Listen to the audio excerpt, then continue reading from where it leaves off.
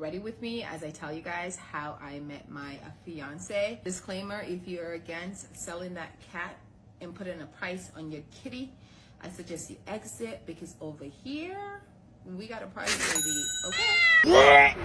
I am just doing the final touches on my makeup because honestly I filmed this video and then I was like, oh, let me film it again. People come on my comments all the time and they're like, be honest, you were out selling that cat and that's how you met him.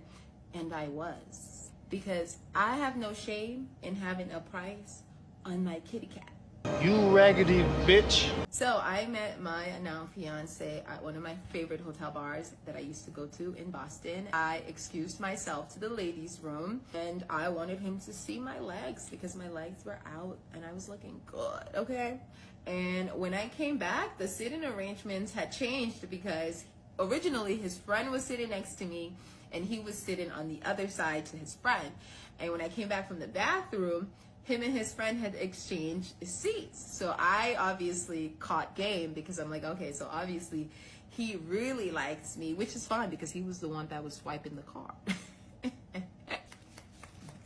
Then at this point, my friend walks in, he offers to buy my friend a drink, and you know, we're hanging out, we're getting to know each other, and at the end of the night, he asks me if I want to come back to his place.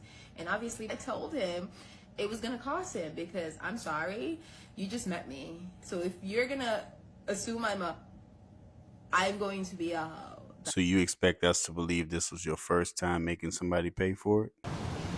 Right.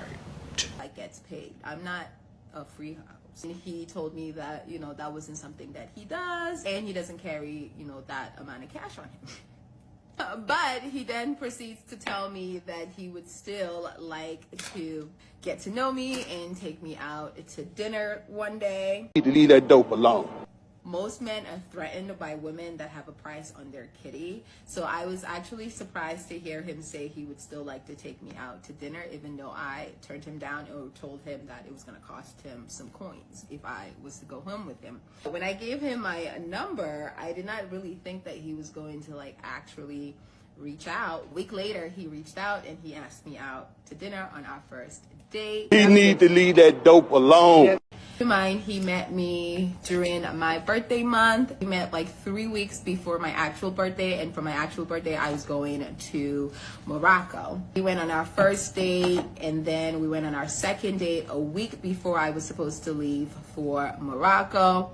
So he already, you know, asked me out for our third date, but because it was my birthday month, I told him that I wasn't gonna go on a third date with him unless he was gonna have a gift for me because it's my birthday month. You are courting me, you want to take me out, you want to spend time with me. What do I look like spending time on my birthday month with a man who's not gonna buy me a gift? Got him. And once again, he wasn't offended by that, and he said of course he could do that. Beta! On our third day, so we went out to eat, and then he was like, would you like to go back to my place? On this day, I said, of course. Also, my gift was at his house. I wanted to see what the gift was. So we go to his house. He got me this cute Louis Vuitton purse with this Chanel perfume. Also a basket filled with like masks, chocolate, little things that girls like. Like he literally put a lot of thought into it. And I was like, that is so sweet. And then he wanted to kiss me. And I was like, baby, relax. Hold on, we need to talk about it. I was like, what are we doing? And so If you got protocols about what you're about to do, that further lets me know that this is not your first time selling that cat. he then proceeded to ask me to be his girlfriend.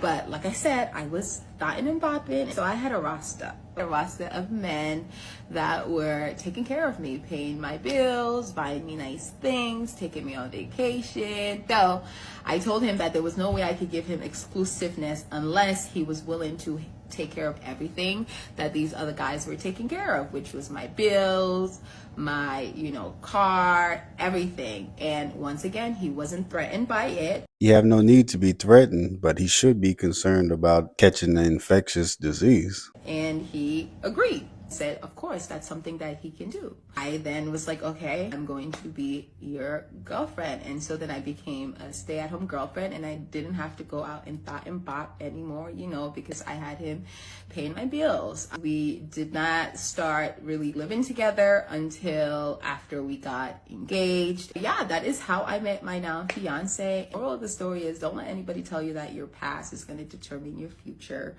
And a man that really loves you is going to love you regardless of what you did and the mistakes that you made in the past. Get the French toast out of here.